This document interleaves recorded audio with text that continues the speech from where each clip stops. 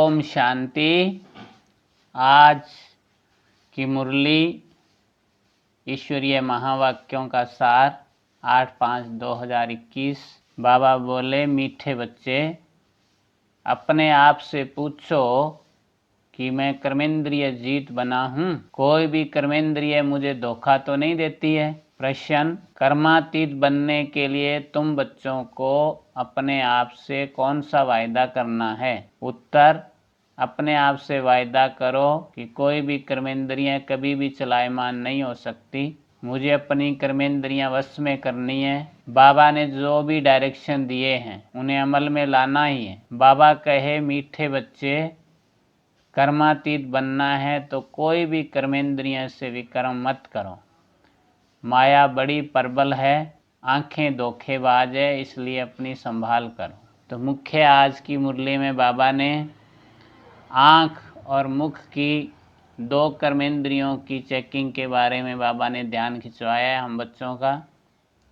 तो बाबा ने आँख के बारे में बताया कि आँख बहुत ही धोखा देने वाली है। किसी को देखते हैं, अच्छी लगती है तो बाबा ने कहा, सोचते हैं इसको हाथ लगाऊं, इसको कोई सौगात दूं, इनसे बातें करूं। तो इस प्रकार बाबा ने कहा, बच्चे, आंखें बहुत धोखेबाज है, धोखा देने वाली है। सूरदास का भी मिसाल दिया गया। कहते हैं कि अपनी स्त्री को देखा तो आंखों ने धोखा दिया, तो कहते हैं कि आंखें फोड़ ली।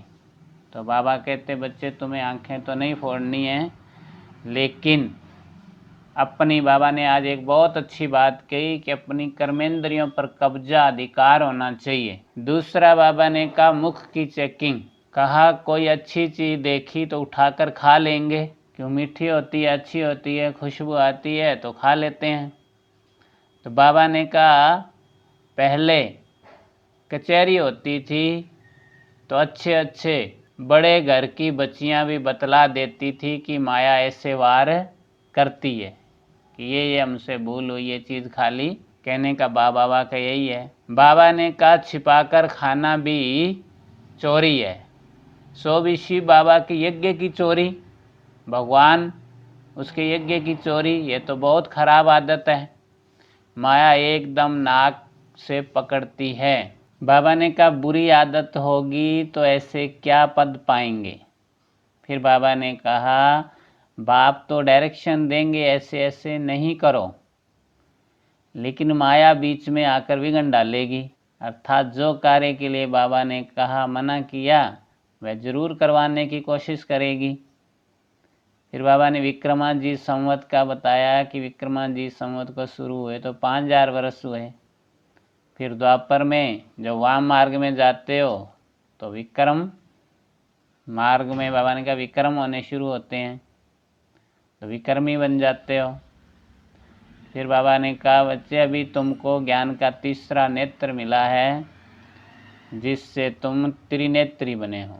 वह तो धर्म स्थापक कहे जाते हैं। बाबा ने कहा, जो धर्म स्थापक करने आते हैं वह तो धर्म स्थापक कहे जाते हैं। बाबा ने कहा, क्योंकि वे धर्म स्थापन के निमित्त बनते हैं, सदगति के नहीं। कर्मेंद्रिय, बाबा ने कहा, कर्मेंद्रिय जब वश हो तब कर्मातीत अवस्था हो सके। तो तुमको बाप पुरुषों से उत्तम बनाते हैं, अर्थात पुरुषोत्तम। सब पुरुषों में उत्तम से उत्तम पुरुष श्री लक्ष्मी श्री नारायण। आज बाबा ने धारणा में कहा, स्वयं में जो भी बुरी आदतें हैं उनकी जांच कर उन्हें निकालने के लिए मेहनत करनी है। अपना सच्चा सच्चा पोता मेल रखना है, बाप के डायरेक्शन पर चलना है। ऐसा कोई कर्म नहीं करना है जिससे बाप का नाम बदनाम हो। अपनी उन्नति का ख्याल रखना है, जरा भी कुदृष्टि नहीं रखनी है। आज के वरदान में बाबा ने कहा, देह अभिमान के त्याग द्वारा श्रेष्ठ भाग्य बनाने वाले सर्व सिद्धि स्वरूप भव।